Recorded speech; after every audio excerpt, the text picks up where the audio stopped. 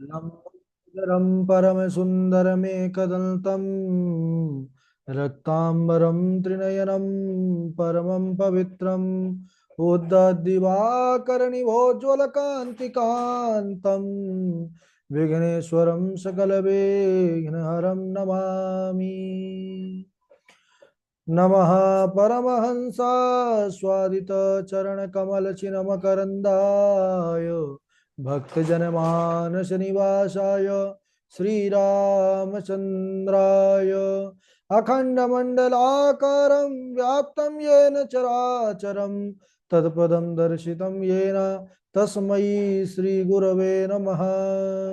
श्रीराम राम रघुनन्दन राम राम श्री राम राम भरताग्रज राम राम श्री राम राम रणकर कस राम राम श्री राम राम शरणं भव राम राम।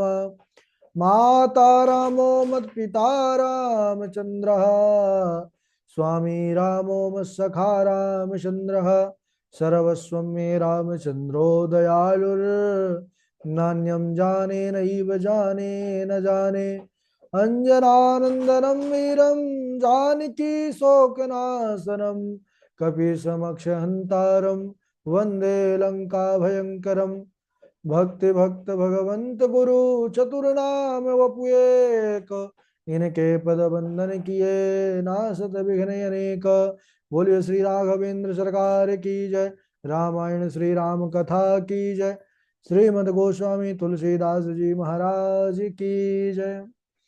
परम मंगलमय परात्पर अखिलेश्वर अचिंत कल्याण गुणगण निधान सर्वेश्वर सर्वाधिपति अकारण करुणा वरुणालय अकारण करुणा कारक आनंद कंद श्री रामचंद्र कौशल्या आनंद वर्धन अवध नरेंद्र नंदन श्री रघुनंदन विदय वनस जयंती जनक नरेंद्र नंदनी भासुती जगदीश्वरी माँ सुनैना की आंखों के पुतलिका विदेहजा जनकजा जनकाधिराज तनया जनक राज किशोरी वैदेही मैथिली श्री राम प्राण वल्लभा श्री जानकी जी। इन दोनों युगल सरकार के पावन चरणारविंदों पर कोटसा नमन नतमस्तक वंदन एवं अभिनंदन। तीनों मैया चारों भैयाओं के चरणों में कोटि कोटि प्रणाम। अनंत बलवंत गुणवंत श्री हनुमान जी महाराज के पावन चरण कमलों पर कोटसा प्रणति। समस्त भूतादिक सिय राम मैं सब जग जानी करहूं प्रणाम जोरी जुग पानी।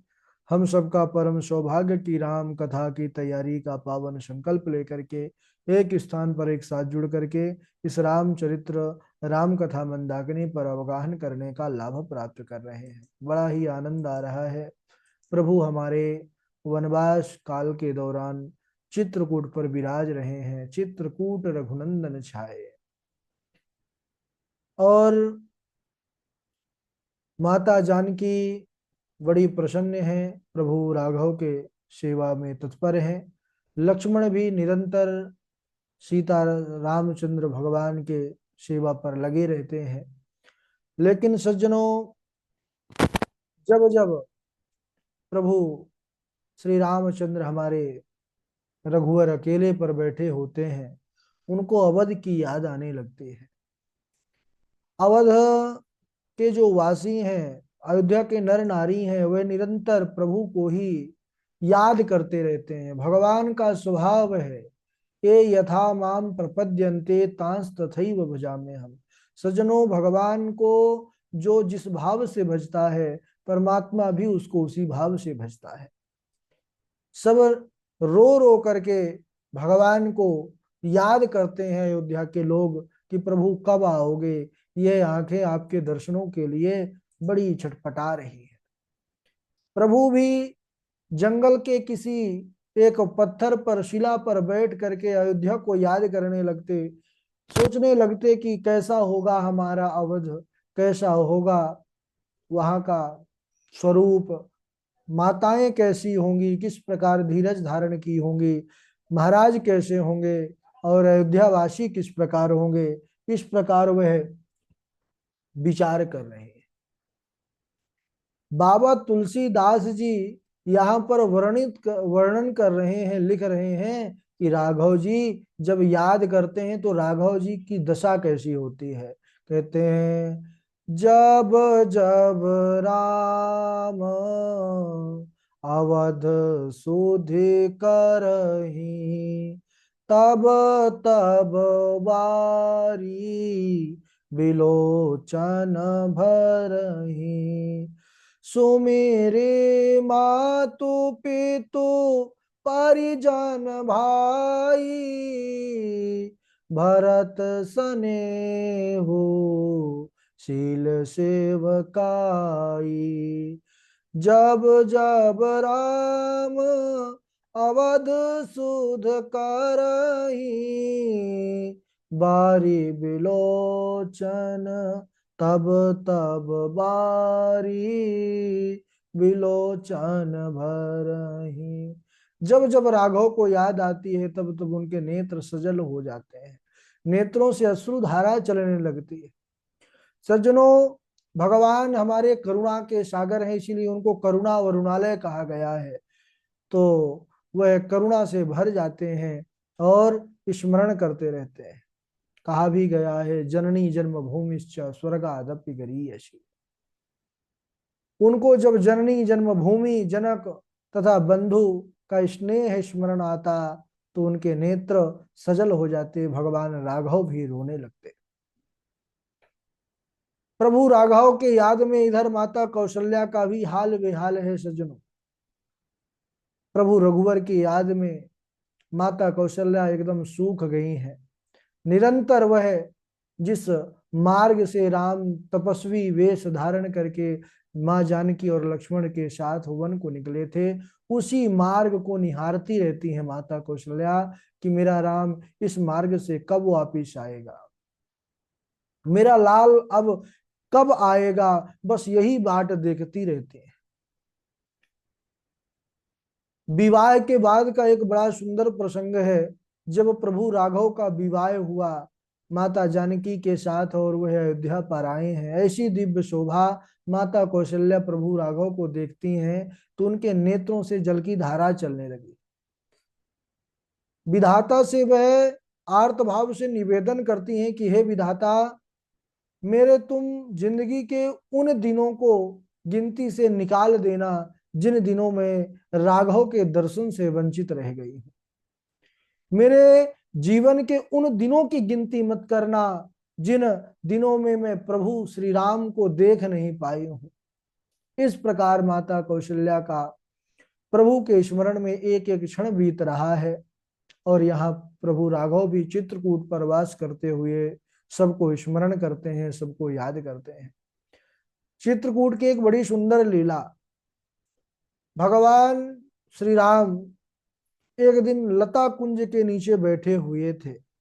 लता कुंज का तात्पर्य यह है कि कई बार सुंदर ऐसा दृश्य होता है कि एक वृक्ष को कई लताओं चारों तरफ से घेर लेते हैं और एक कुंज यानी एक सुंदर, वह एक पत्तों का घर समझ लीजिए, उसका रूप ले लेता है। ऐसे ही लता कुंज बनी हुई थी, राघव जी उसी के मध्य में बैठे हुए थे। मन में विचार कर रहे हैं कि देखिए, जो जानकी है जनक की दुलारी हैं, उन्होंने जीवन में कभी दुख सुना भी नहीं, देखना तो दूर रहा। और देखो उनका विवाह हुआ, जो महलों पर रहने वाली थी उनको जंगल का इस प्रकार दुख कष्ट भोगना पड़ रहा है। कहीं जानकी के मन में यह ना आता हो कि प्रभु राघव मुझे ब्याह करके लाए हैं और सीधा जंगल ले आए। इसलिए जानकी की महिमा का यहाँ पर वर्धन करते हुए राघव जी ने माता जानकी को बुलाया है कि देखो जानकी, इस लता को, इन लता कुंज को निहारो, कितना सुंदर इसकी शोभा है। और यह वृक्ष कितना भाग्यशाली है जानकी, जो ऐसे लताओं से घिरा हुआ है। माता जानकी बड़ी प्रसन्न हुई, कहती हैं हाँ रघुवर, हाँ प्राणनाथ, यह बड़ा सुंदर दृश्य है। राम जी कहने लगे, पता है जानकी, यह जो वृक्ष है, यह वृक्ष मैं हूं और तुम हो लता। अगर तुम्हारे जैसे स्त्री मेरे जीवन में ना होती तो फिर मेरा यह सौंदर्य, मेरा यह स्वरूप कभी नहीं होता। माता जानकी बड़ी प्रसन्न हुई सुन करके, लेकिन कहने लगी कि हे प्रभु, मेरे विचार से इस लता कुंज का कुछ और ही अर्थ प्रकट हो रहा है। अब साधारण स्त्री तो है नहीं माता जानकी, वह साक्षात जगदम्बा है। प्रभु राघव की महिमा का वह वर्णन करती हैं, कहती हैं कि प्रभु क्षमा करिएगा, यह लता भाग्यशाली है, वृक्ष भाग्यशाली नहीं है। बोले कि यह लता भाग्यशाली है जो आप जैसे सुंदर वृक्ष का इनको सहारा प्राप्त हुआ है। भाग्यशाली तो ये सीता है जिनको राम जैसा आधार जीवन में प्राप्त हुआ, राम जैसा स्तंभ जीवन में प्राप्त हुआ, राम जैसा सत्य प्रतिज्ञ जीवन में प्राप्त हुआ। प्रभु राघव यहाँ पर माता जानकी के लिए कह रहे हैं, और जानकी प्रभु राघव को। राघव कह रहे हैं कि वृक्ष भाग्यशाली है जिनको लताओं ने घेरा हुआ है, और माता जानकी कहती हैं लताएं भाग्यशालिनी हैं।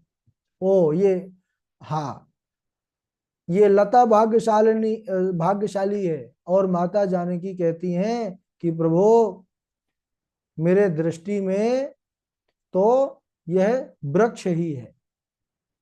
क्यों? अगर इन वृक्षों को यह लता को यह वृक्ष नहीं मिला होता तो फिर वह जमीन पर पड़ी रहती, और जो जंगली पशु हैं वह उसको नष्ट कर देते। तो सौभाग्य तो मेरा है, जीवन में आप जैसा आधार मुझे मिला। तो लक्ष्मण जी को बुलाया है प्रभु राघव ने, और कहने लगे, अपनी अपनी दोनों बात बताए हैं। लक्ष्मण जी दोनों की बातों को सुने हैं, माता जानकी और प्रभु श्री राम के। तो लक्ष्मण जी बड़ा सुंदर यहाँ पर अपना भाव प्रस्तुत करते हैं कि इसमें निर्णय कौन करे कि लता ज्यादा भाग्यशाली है कि वृक्ष भाग्यशाली है। लक्ष्मण जी हाथ जोड़ करके निवेदन किए, माता पिता ही है। बोले हे प्रभु क्षमा करिएगा इस दास को, लेकिन मेरे दृष्टि से तो ना यह वृक्ष भाग्यशाली है और ना ही लता भाग्यशाली है। भाग्यशाली तो यह लक्ष्मण है जो इन दोनों की छांव में अपने जीवन को बड़े आनंद से बिता रहा है। हे भगवान, यह लक्ष्मण भाग्यशाली है जो आप भगवान और माता भक्ति की कृपा रूपी छांव में अपने जीवन को सार्थक कर रहा है। बोलिए लखन लाल की जय। ऐसे हमारे लखन जी। और यहाँ पर लखन जी जो कह रहे हैं कि आप दोनों भगवान और भक्ति के छाव में मैं हूं, इसलिए भाग्यशाली हूं। यथार्थ सत्य यही है कि जब तक जीव भगवान श्री सीता रामचंद्र की भक्ति रूपी छाव में नहीं जाएगा, उस कृपा को प्राप्त नहीं करेगा, तब तक उसका जीवन सफल नहीं हो सकता। उसके लिए आवश्यक है निश्चल प्रेम भाव और भजन। भक्ति का मार्ग इतना सरल नहीं है। भक्ति का मार्ग, उस पर पग पग पर कठिनाई है। हमारे सामने कई चुनौतियां आएंगी, परंतु भक्ति के मार्ग के जो पथिक होते हैं, दृढ़ पथिक होते हैं, जिनका संकल्प सत्य होता है, जो दृढ़ निश्चयी होते हैं, वह फिर छोटी मोटी विपत्तियों से, परेशानियों से कभी डिगते नहीं हैं, वह चलते ही जाते हैं। अपने उस भजन मार्ग को, भक्ति मार्ग को भी छोड़ते नहीं है सज्जनों। बड़ा सुंदर एक भाव आता है, प्रसंग, कथा दृष्टांत, कि एक छात्र जो परीक्षा में फेल हो गया। अब परीक्षा में फेल होने पर या किसी भी कार्य पर जब हम असफल हो जाते हैं तो मन में फिर शोक का समुद्र प्रकट हो जाता है, बड़ा दुख होता है, बहुत लोग रोते भी हैं। तो सफलता असफलता अब दोनों लगे ही हैं जीवन में। तो उस व्यक्ति ने मन में विचार बहुत गलत लाना प्रारंभ कर दिया कि आज के बाद मैं पढ़ाई लिखाई पर ध्यान ही नहीं दूंगा, अब एकदम क्लोज ही कर दूंगा, बंद कर दूंगा। मन में आने लगा कि मैं अपने जीवन को ही नष्ट कर दूं। क्यों? क्योंकि मैं असफल रहा। मैंने तो सफलताएं की बड़ी बड़ी जो है तो जिज्ञासाएं की थी, बड़े बड़े मन में मेरे कल्पनाएं थी, लेकिन सब निष्फल रहा। चारपाई पर लेटा था, बस मन में शोक के सागर पर वह डुबकी लगाया हुआ था। मन में यह भी सोच लिया कि अब पुनः मेरी सफलता का कोई आशा नहीं है कि मैं सफल होऊंगा, इसलिए अब मैं सब कुछ छोड़ दूं। इतने में उसने एक क्या दृश्य देखा कि उसका पूरा जीवन परिवर्तित हो गया। वह देखता है सज्जनों की एक चींटी अपने मुख में एक चावल का दाना लेकर के चढ़ रही है, और दीवार के ऊपर उसका एक स्थान है, उसका एक विल है जहां पर वह जाना चाहती है, उस चावल के दाने को लेकर के जाना चाहती है। लेकिन वह देखता है कि बार बार वह उसके कुछ करीब तक पहुंचती है, और फिर वह क्योंकि चावल साथ में ली थी और वहां से वह गिर जाती है। एक बार नहीं, दो बार नहीं, यह प्रक्रिया 50 बार हुई सज्जनों। 50 बार वह चढ़ करके वहां से फिसल करके गिरी, असफल हुई, लेकिन उसके बाद भी वह हार नहीं मानी। वह जो चींटी थी, वह एक बार अपने साहस और अपने धैर्य से उसने सफलता प्राप्त कर ली, दीवार पार करके, और वह अपने बिल स्थान पर पहुंच गई, उस दाने को भी लेकर के चढ़ गई। इस दृश्य को देख करके उस विद्यार्थी, उस छात्र के मन में बड़ा सुंदर विवेक का उदय हुआ कि जब तुच्छ चींटी में इतना साहस, इतना निश्चय, इतनी शक्ति है, वह 50 बार असफल हो करके भी, असफलता स्वीकार करके भी हार नहीं मानी, तो मैं तो अभी केवल एक बार असफल हुआ हूं, एक बार परीक्षा में फेल हुआ हूं। उसने दृढ़ निश्चय किया कि मैं अवश्य कर सकता हूं। जब यह तुच्छ चींटी ने इतना बड़ा साहस दिखाया है, फिर तो मुझे परमात्मा ने इतना सुंदर, इतना अच्छा अवसर, मनुष्य, मनुष्य के हाथ में क्या नहीं है। वह जो भगवान का परम पद है, अपने कर्मानुसार उस परम पद मोक्ष को भी प्राप्त कर लेता है। उसके मन में यह निश्चय हो गया कि मैं तो सर्वश्रेष्ठ प्राणियों में सर्वश्रेष्ठ प्राणी होता है मनुष्य सज्जन, और मनुष्य हार मान ले तो फिर इससे बड़ा दुर्भाग्य क्या होगा। उसने उत्साह के साथ फिर प्रयास किया और फिर अच्छे अंकों से उत्तीर्ण हुआ। तो इस कथा या इस दृष्टांत से यही समझना है कि हम सब जो भक्ति पथ पर चलने वाले हैं, उनको भी चाहिए कि जो भी कठिन विपत्तियां, कठिन घड़ी और चुनौतियां सामने आती हैं, उससे हमको कभी डिगना नहीं चाहिए, और निरंतर प्रभु की कृपा को प्राप्त करने के लिए भजन साधना में तत्पर रहना चाहिए। क्योंकि शांति अगर जीवन में चाहिए तो वह केवल और केवल प्रभु कृपा और प्रभु भजन से ही संभव है। संसार में शांति अगर ढूंढ रहे हैं तो संसार में शांति नहीं है, सुख नहीं है। और संसार कैसा है? बोले नहीं साथी कोई जगत में, जिनको मानी भुलाए, निज निज स्वार्थ तक सभी, प्रीति करे मन लाए। तो संसार के जितने भी संबंध है, सबका एक अपना अपना एक स्वार्थ बना हुआ है। नहीं साथी कोई जगत में, जिनको मानी भुलाए, और हम सब जगत को मान करके भगवान को भुला देते हैं। और वह प्रीति तब तक रहती है जब तक उनका उनसे संबंध रहता है। तो जितने भी हैं, चाहे वह अपने हितैषी मित्र हो, स्त्री हो, पुत्र हो, कुल हो, कुटुंब हो, समाज हो, दास दासी हो, है, इनको हम अपना मान करके भक्ति साधना से रहित हो करके और इस झूठे जो है जगत में इसको अब असली मान करके और भगवान को जो सदैव हैं, जो सद हैं, उनको भूल जाते हैं।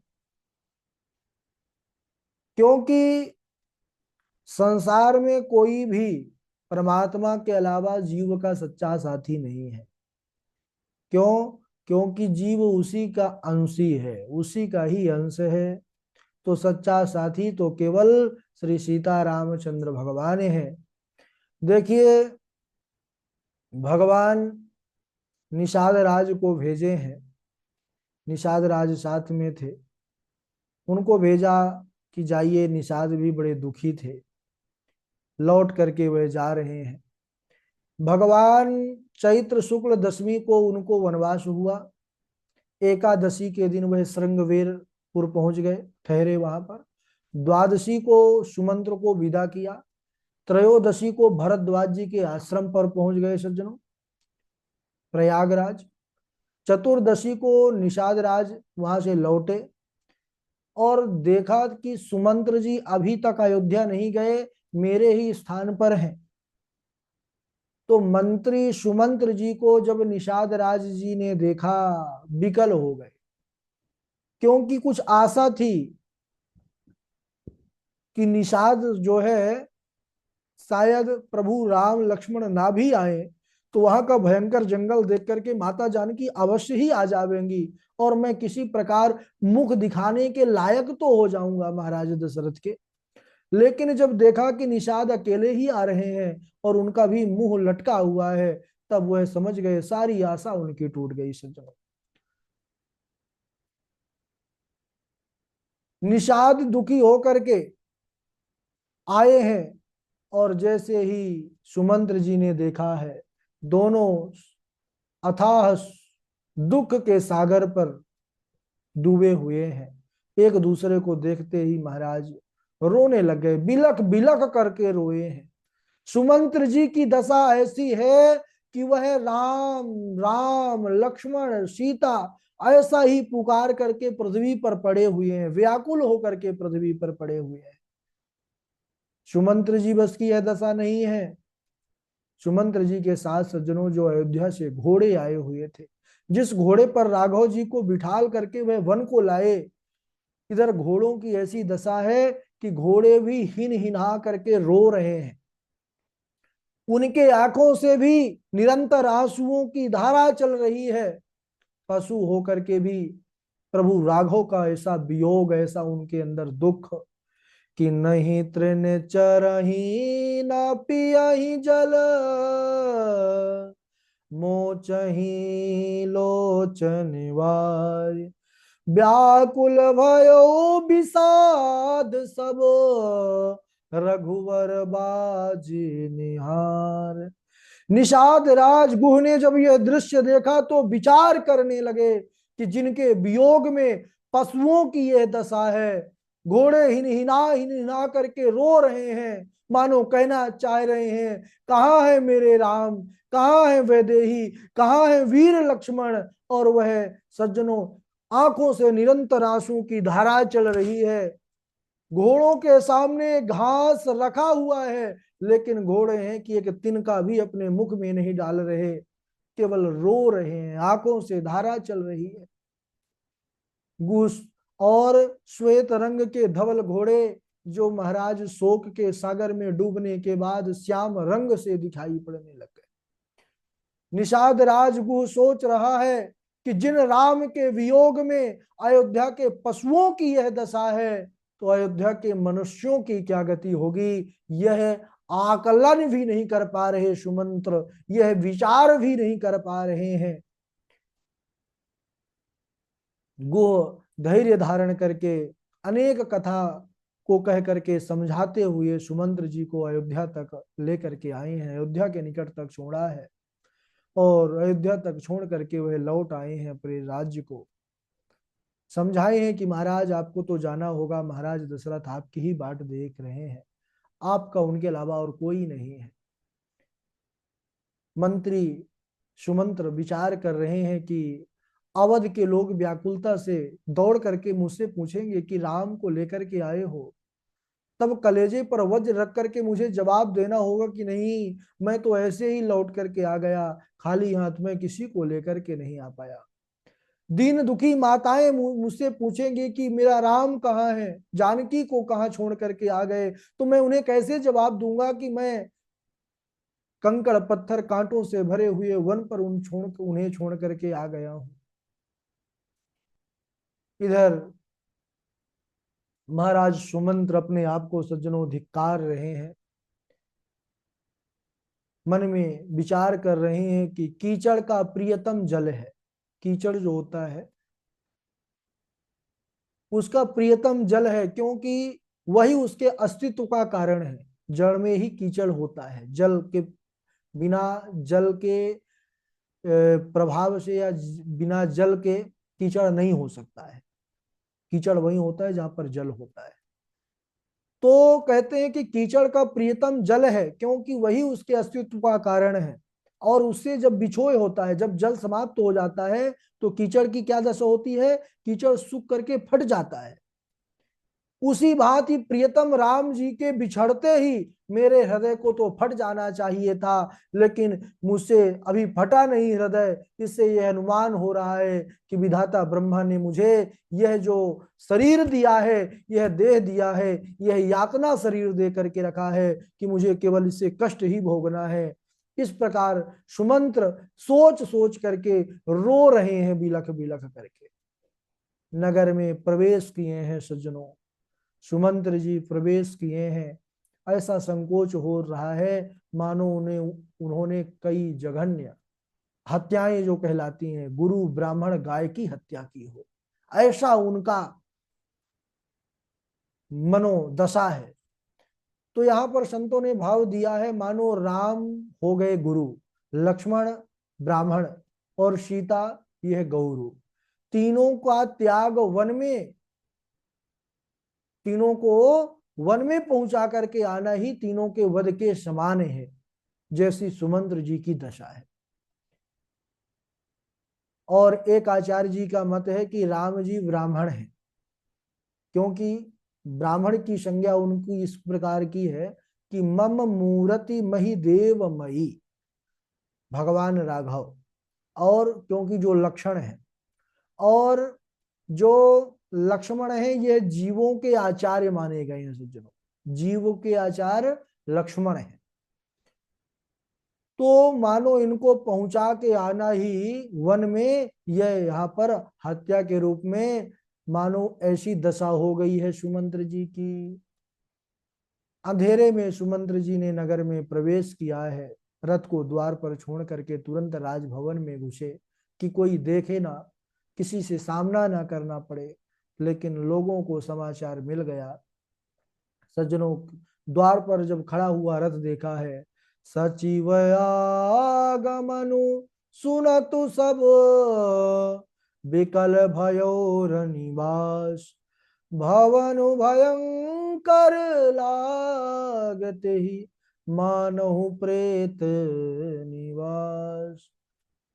कहते हैं कि उनका आगमन सुन करके सब विकल हो गए, और वह भवन अयोध्या के राम के बिना ऐसा लग रहा है सज्जनों जैसे शमशान, प्रेतों का जो निवास स्थान होता है ना, उसी की भांति अयोध्या की दशा है। बोलिए श्री राघवेंद्र सरकार की जय। अब सुमंत्र जी किस प्रकार महाराज दशरथ को यह समाचार देंगे, और महाराज दशरथ यह समाचार सुनते ही अपने प्राण विसर्जित कर देंगे। धन्य है ऐसा प्रेम जो राम के बिना अपने प्राण भी रखना स्वीकार नहीं किए। धन्य है अवध के महाराज, अवधपति महाराज दशरथ। बड़ा सुंदर करुण प्रसंग है, इसको हम अगले दिवस आज यहीं तक। चलिए बारी बारी से सब लोग चौपाई सुनाएंगे। सर्वप्रथम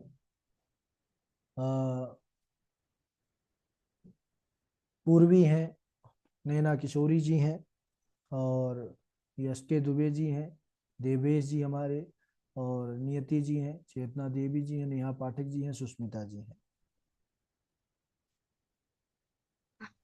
राधे राधे गुरु जी, प्रणाम। राधे राधे सुनाइए। चित्रकूट गिरि करहु निवासु, तह तुम्हारी सब भांति सुपासु।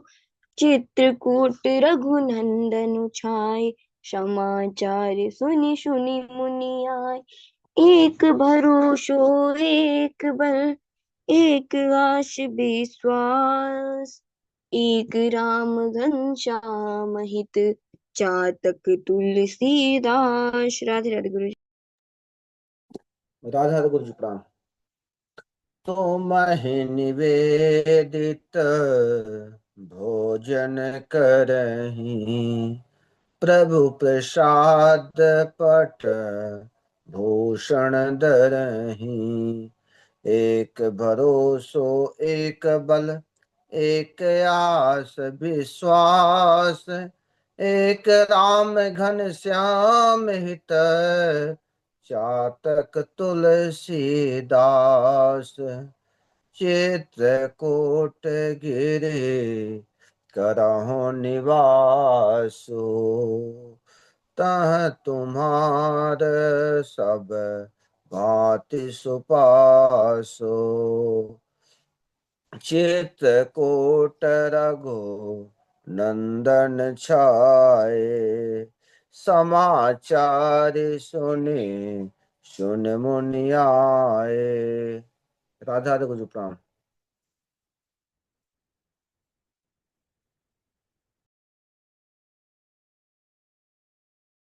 चलिए आगे सुनाइए। देवेश जी के बाद नाम सबका बोल चुके हैं। राधे राधे गुरु जी। राधे राधे सुनाइए। तेहि पे तो बात कहो सखी कैसे, जिन पठे बनु बालक ऐसे। राम लखन सिया रूप निहारी, राम लखन सिया रूप निहारी। होहि सनेहु बिकल नर नारी, होहि बिकल नर नारी। एक भरोसो एक बल, एक आस विश्वास, एक राम घन श्याम हित, जातक तुलसीदास, जातक तुलसीदास। राधे राधे गुरु जी।